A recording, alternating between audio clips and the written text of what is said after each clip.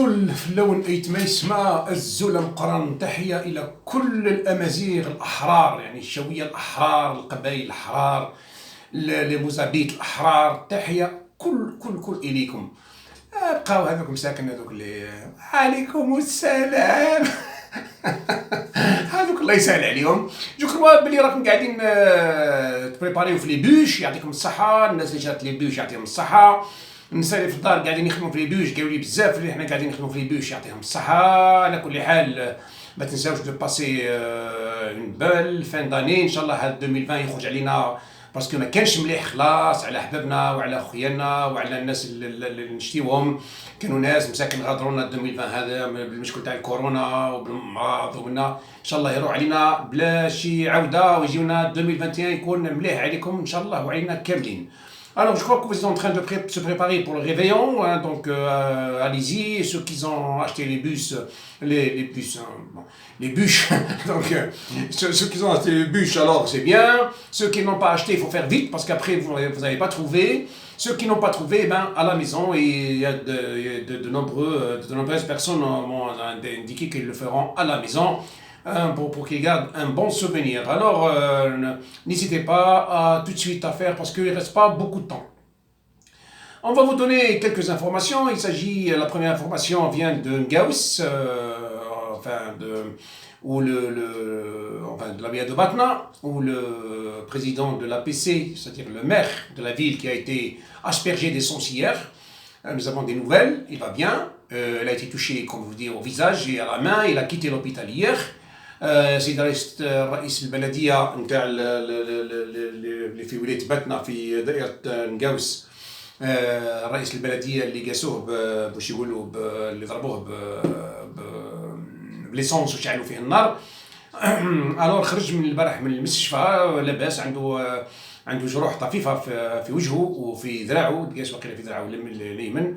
الناس اللي كانوا حاضرين منعوه ثم باسكو السيد هذو جاه واحد الناس حبوا يغلقوا البلديه، وتعرض لهم رئيس البلديه، خرج قال له جابوا السنسله وحبوا يقفلوا البلديه.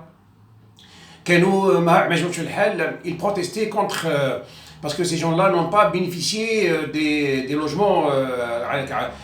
كان خرجت لا ليست اللي فيها الناس اللي داو اللوجمون رورال وهو ما داش. السيد هذا جا يحب يقفل مع جماعه اخرين، يحب يقفل البلديه، ما خلاش لو مير lui s'est posé. Alors il a profité dans la foulée pour agresser le maire, hein. Il lui a versé de l'essence, hein, sur son corps et il a allumé le briquet. Alors les gens qui étaient là, ils ont pu sauver le maire. Bon, il a été hospitalisé au niveau de l'hôpital de Ngaous avant qu'il soit évacué au CHU de Batna. Aujourd'hui, le maire s'est rendu à l'hôpital de Batna pour qu'il parce que je crois qu'il voulait avoir un certificat médical. L'auteur de l'agression, il a été arrêté. السيد اللي ضرب المير حكموه وراهو خدموه اليوم العداله، سيتنما راح يحطوه تحت الحبس الاحتياطي حتى باش يشرعوا له في الاسابيع ولا في الموجه الجاي. واش تحبوا؟ هذه هي الناس اللي حكيت معاهم. حكيت مع ادجوان تاع رئيس البلديه هذه اللي وين صارت المشكله هذه. قال لي لو كان جا السيد هذا كنا نعطيو له هو يسير البلديه وما يضربش رئيس البلديه. اذا هو ينجم يسير يعطيو له.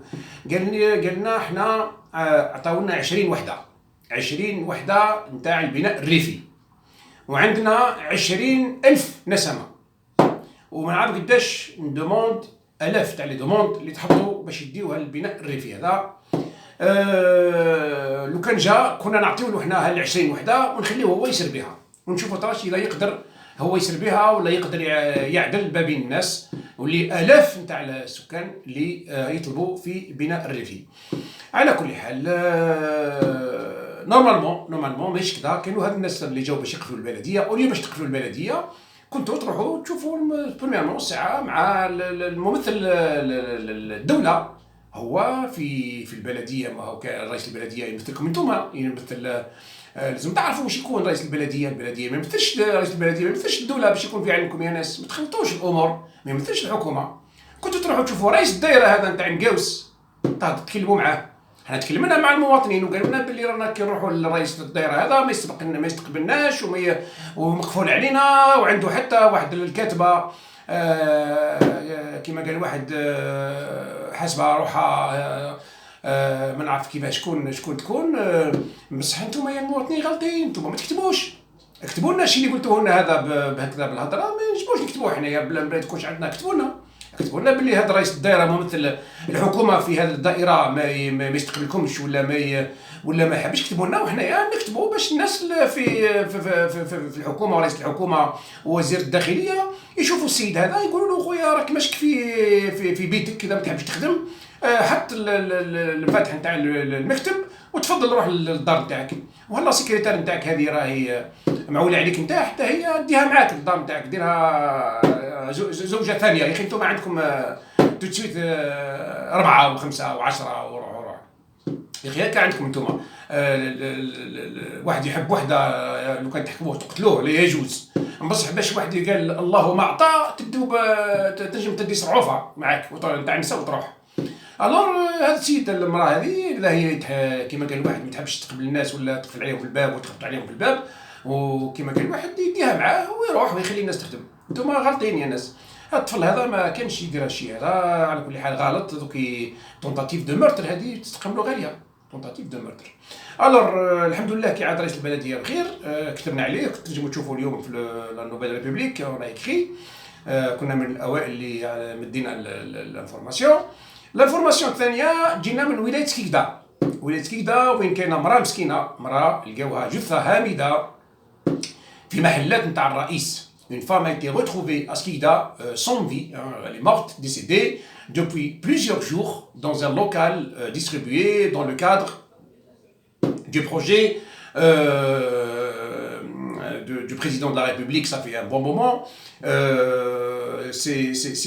Ces lieux n'ont pas été, comment on dit, n'ont pas été pris par leurs propriétaires. Chose qui a contraint cette dame qui n'a pas de logement pour aller se loger, rester dans cet appartement. Malheureusement, ils l'ont trouvée morte. الناس ولاد سكيكدا قاعدين ما نظن جاب لي ربي ماهمش قاعدين يخدموا، راهم قاعدين يدوروا بالحل ماشي مليحه. خلاص ان شاء الله نعاودوا نرجعوا على ولاد سكيكدا هذه وهذه المشكله نتاع الرئيس هذا في الاسبوع المقبل ان شاء الله كي نعقبوا الريفيون تاع العيد ان شاء الله غدوه، ونستناو منا الحد ان شاا الله نعاودوا نرجعوا على الملفات هذو ونتكلموا عليهم. على هذا قلنا للناس يا ولدي الناس هذو لازمهم يروحوا كما قال واحد، لازمهم 62 وهما يسيروا في البلاد، جابوا لها الا الخراب، ما جابوا لها والو. لازمهم يروحوا قبل بيجي النهار اللي يروحوا بالذراع ولا يروحوا تصرهم كيما وصرا للناس هذو اللي راهم في السجون اليوم. ونزيدوا مادام تكلمنا عن الناس اللي في السجون ما نساوش باش نزيدوا نقولوا الغوفرنمون هذا il faut libérer les prisonniers. Les prisonniers, que ce soit des journalistes ou là que ce soit des gens, des politiciens qui sont encore détenus, il faudrait les libérer. Libérez-les parce que vous ne pouvez pas mettre en prison un journaliste. Vous l'accusez de je ne sais pas quoi, même si c'est lui qui a je ne sais pas quoi tué je ne sais pas qui, il faudrait le lâcher. Pourquoi? Parce que tout ça, ça n'a rien à...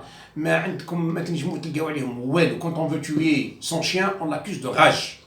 اطلقوا الناس هذو لي بوليتيسيان، حتى الجنرالات اللي داروهم في الحبس في ضربة ربي يرحمه القايد صالح، هذو لازم تلقوهم يروحوا لديارهم. الجنرالات اللي مظلومين ما دخلوش على سرقات، ما دخلوش على حوايج داروا منها، دخلوا خاطراش ما يتفاهموش مع القايد صالح، كو سوا جنرال توفيق، كو سوا طرطاق، كو سوا الجنرالات الاخرين.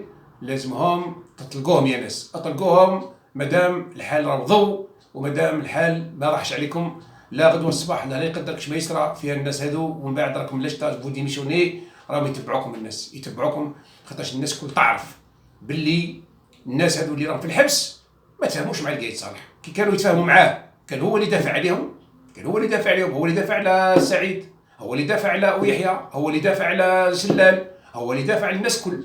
نهار قالوا له يا ودي تبقى على خير، حبوا باش يشبدوا به الطابي، الور انتقم منهم من بينهم طرطاق. طرطاق ما دار والو. ومن بعد لاحوا في الحبس، من بينهم سي توفيق، حتى توفيق نحاوه، راح ما دار والو. نهار كي راه قاعد في دارو ما دار حتى حاجه توفيق. سامبلومون كي عاد عيطوا له في الرئاسه وقالوا له ارواح رانا نحتاجوك باش نحبوا نحيو هذا القايد صالح. ما عرفوش يتمشاو، لو كان جاو عرفوا يتمشاو راهم نحاو القايد صالح ترونكيل، ما كان والو، ما عرفوش كي فاق بهم القايد صالح طلب باش يلوحوهم في السجن، وداروا لهم باللي مؤامره على الدوله، ولا اللي يتامر على القايد صالح ما يتامرش على الدوله يا سي الناس. نو القايد صالح كان شخص، وحتى التوفيق اللي تامر على التوفيق، ما لو كان جا هكاك تامروا على التوفيق ونحاوه، علاه ما يلوحوهمش في الحبس حتى هو؟ علاش ما يلوحوش القايد صالح وجماعه كامل وسعيد وجماعه كي نحاو التوفيق نهار الاول؟ علاه انا ما ندافعش على التوفيق، مانيش انا لافوكا نتاعو ولا لافوكا تاع طرطاق ولا لافوكا تاع هذو الناس اللي راهم في الحبس، ما نعرفهمش ميم با، وما خدمتش معاهم ميم با، ما خدمتش معاهم، بتات كتبت عليهم مي جامي تلاقيتهم وجامي هضرت معاهم.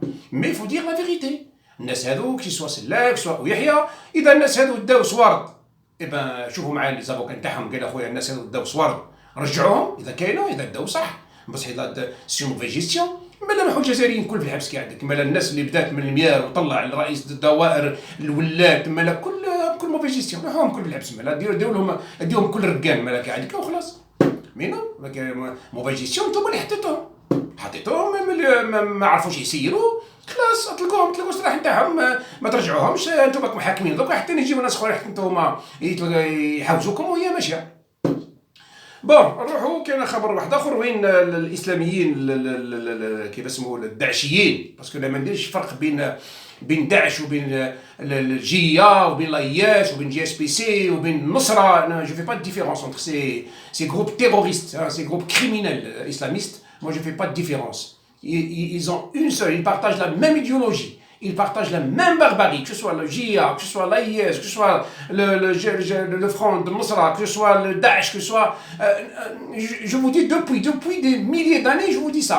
Mais en fait, des milliers d'années. Il y a des milliers d'années que certains sont venus au nom de l'islam et ils ont colonisé l'Algérie au nom des Foutouhat et je ne sais pas quoi, et au nom de l'islam et tout ça. Donc ces gens-là sont des criminels, il faut le dire. Et les gens qui sont venus en Afrique du Nord, ils ont volé l'argent des gens, ils ont volé l'or des gens, ils ont vendu les femmes comme esclaves. Tous ces gens-là, ce sont des criminels qui sont venus au nom de l'islam. Et ce n'est pas l'islam qui dit ça. Ce n'est pas le bon Dieu qui a dit ça. C'est pas Allah. Non, ce sont des gens, des voleurs, des criminels qui se sont emparés de l'islam pour arriver au pouvoir et pour coloniser les pays comme ils l'ont fait avec l'Algérie, la Libye, la Tunisie et ils sont arrivés même jusqu'à l'Espagne et ils ont perdu. Si c'était le bon Dieu qui les a envoyés, est-ce qu'ils auraient perdu en Espagne? Non. Donc vous voyez que ça c'est une guerre, ça n'a rien à voir avec la religion. Et c'est la chose qu'ils ont fait ces gens-là, les crimes qu'ils ont fait ces gens-là, c'est comme aujourd'hui ce que fait Daesh aujourd'hui. Pourquoi les gens de Daesh, qu'est-ce qu'ils font aujourd'hui? Les gens de Daesh, ils veulent prendre le pouvoir. Hein, ils sont un peu partout, ils veulent prendre le pouvoir au nom de l'islam. C'est comme les autres. Pourquoi les gens de Daesh, on leur dit que vous êtes des terroristes, et les autres gens, non, on dit non, l'autre c'est le bon Dieu qui les a envoyés. Donc c'est n'importe quoi. Alors, les gens de Daesh, là, au niveau de la Syrie, ils ont tué près de 37 militaires syriens. Comme vous le savez, Daesh a perdu la bataille en Syrie, mais comme vous le voyez, ils continuent toujours à tuer des gens. Ils ont fait une embuscade comment il s'appelle, au niveau d'une région un petit peu montagneuse au niveau en Syrie. Ils ont tué plus de 40 éléments des forces de sécurité. Alors, croisons les doigts pour que Bachar al-Assad reprend encore le taureau par les cornes et pour qu'il puisse éliminer ces criminels. Bon, pour aujourd'hui, on n'a pas beaucoup d'informations. Les gens se préparent pour la fête. Hein. Tout ce que je peux vous dire, c'est que vous devriez penser à ne pas trop consommer de l'alcool parce que c'est pas bon. Hein. Si vous voudrez vous réveillonner, alors bon réveillon. Hein. Donc voilà. Alors. je pense que voilà, le maire c'est bon, c'est bon, c'est bon. Oui, oui, tout est bon. Alors, on peut peut-être revenir tout à l'heure, s'il y aurait encore d'autres informations, on peut revenir à tout à l'heure. D'ici là, eh ben, je vous dis, continuez à vous préparer pour le réveillon. شريوا لا بيش ما تسمعوش الناس هذو كيما قلت لكم الناس هذو اللي اصحاب اللحيه هذو اللي يعرفوا غير اللي يجوز اللي يجوز وهما لو كنت تشوفوا لو كنت تتبعوهم بلي كاميرا ولا منا والله العظيم ما كاينش حاجه ما تزوجش معاهم ما كاينش حاجه والله شوفوا كيما قلت لكم البارح راهو لو كنت تتبعوهم والله يا اليهود ما يديروش كيما داروا هما والله بصح هما تحت الغطاء وتحت لا كوفرتور وتحت لا كوات وتحت هذه كل تجوز مي حاجه اللي مليحه ولا حاجه ماكله ولا حاجه باش الناس يفرحوا بالعيد لا احنا مش العيد تاعنا هذا احنا لا احنا نستناو ما نعرفوش هو العيد ما نعرفوش هو نتاع ما نعرفوش يسموه هذا تاع العرب ولا من هذا نتاعكم انتوما مش تاعنا احنا العيد نتاعنا ندوز احنا 12 في الشهر نروحوا نعيدوا بيناير هذيك لا فات تاعنا احنا مي غدوه سيتي لا فيت انترناسيونال تاع العالم كامل حتى حنا نكونوا من العالم علاش ما حبيتوناش نكونوا من العالم معنا علاش حبيتونا نكونوا غير معاكم نتوما نو نتوما تحبوا هذه نتاع الهجره هذه تهضروا عليها نتوما ولا ما على باليش اللي داخله في الاخر مي لاني تاعنا حنايا سي لو 12 جونفي مش اليوم مش لو بروميي ولا لو 20 ولا لو 24 مي كومام حنا مع العالم لازم نكونوا كل من العالم ونديروا الريفيون ان شاء الله وين كان كيما قلت لكم وين تكون حاجه نتاع فات لا فات يعني وين تكون عرس بارتيسيبي وما تخافوش باسكو ربي مش يقول لكم عليها فوزافي في لا فات محال صار ما يقولهمش ليهم هما علاش راحوا تذبحوا الناس ما يقولهمش نو مليح وي كلمه ربي يذبحوا الناس اللي ما يتفاهموش معاك روحوا ذبحوهم الناس اللي ما يحبوش يدخلوا الاسلام ذبحوهم وزيدوا شوفوا الكذب نتاعهم يا ناس باش نعطيكم حاجه برك تدخلوها في مدبريكم ونقول للناس هذو اللي عندهم المخ نتاعهم مازال ما تحركش شوفوا هزوا حاجه كيما هكا وضربوا بها المخ نتاعكم لعله يتحرك كوم سا تشوفوا باللي تشوفوا في الفتوحات جاو قتلوا ناس وذبحوا ناس وداو الذهب نتاعهم وداو النساء نتاعهم وحتى النساء نتاعهم باعوهم كوم اسكلاف هذه ويقولوا باللي ربي اللي قالنا علاش خاطر ربي قال لهم اللي ما يحبش يدخل الاسلام اقتلوه يا اخي هكذا بصح من بعد يقول لك باللي النبي عليه الصلاه والسلام كي كان عمو مات عمو بلا ما قالوا انت ماك قال سيدنا محمد انت ماك لا رسول لا نستعرف الدين تاعك وما قتلوش ومن بعد كي قالوا له كيفاش هذا ما نقتلوش وكيفاش منا قال لهم نو قال نزلت ايه واش تقول الايه انك لا تهدي من شئت يا محمد بل الله يهدي من يشاء وما قتلش عمو خلى عمو ترونكيل وحتى نتوفى وحده وخلاص بصح هالآية هذه ما نزلتش كي كان راح يقتل في الناس ويذبحوا في الناس ويديو في البنات نتاع النساء ويديو صغار وداوهم كامل يتزوجوا بهم واللي باعوها اسكلاف باعوها واللي وداو لهم كيف اسمه الذهب نتاعهم وداو لهم صواردهم هذا كل ما يجوز هذا ربي قال لهم كيما هكا شفتوا الناس كيفاش يزيدوا على ربي الناس هذو غدوه كي يروحوا عند ربي فوزالي فواغ هالشيء اللي داروه كامل هذا يخلصوه والله غير يخلصوه رب العالمين يقول لك روح قتل الناس اسكو vous croyez ça رب العالمين يقول لكم روحوا قتلوا الناس جامي اكزيستي وغير في الدين تاعنا احنا ما كانش في التوراة ما كانش في الانجيل كانوا صح كانوا يديروا كانوا حتى هما تاع التوراة والانجيل يتقابضوا على الحكم مي جامي صارت مشكله كيما هذه تاع الناس اللي يروحوا يقول لهم روحوا قتلوا الناس وهي يسرقوا الناس يديو لهم الذهب نتاعهم ويديو لهم صواردهم ويقول لك ربي اللي قالنا كيقول كيفاش قال لكم ربي يقول لهم هذه راهي سموها والله ديما تروح لينا والله يا سيدي غير ديما تروح لي النون تاعها ديما يروح لي هذا ما عرفش يهزوا صوارد الناس وحوايج الناس غنيمه فوالا هاي جاتني الاخر غنيمه رب العالمين يقول لهم اسرقوا الناس وقال راهي غنيمه شوفوا برك يعني الناس واش راهم يهضروا واش راهم يقولوا باش تعرفوا باللي الناس هذو راهم كذابين وراهم الاسلام ما يقولش كيما هكا وعمره ما يقول كيما هكذا هذه هما اللي راهم يداروا الشيء هذا من دبغيهم يعني ربي يهديهم الناس هذو مي ما تسمعوا لهمش ازهاو اشربوا كولوا حوسوا وما تسمعوا لهمش باسكو هما راهم مش يعرفوا الشيء اللي داروه هما ديجا كيما قلت لكم والله اليهود يديروه الوغ بيتيتر نرجعوا ان شاء الله من بعد نقول لكم نقيم ندير هنا et à tout à l'heure on va revenir sur d'autres sujets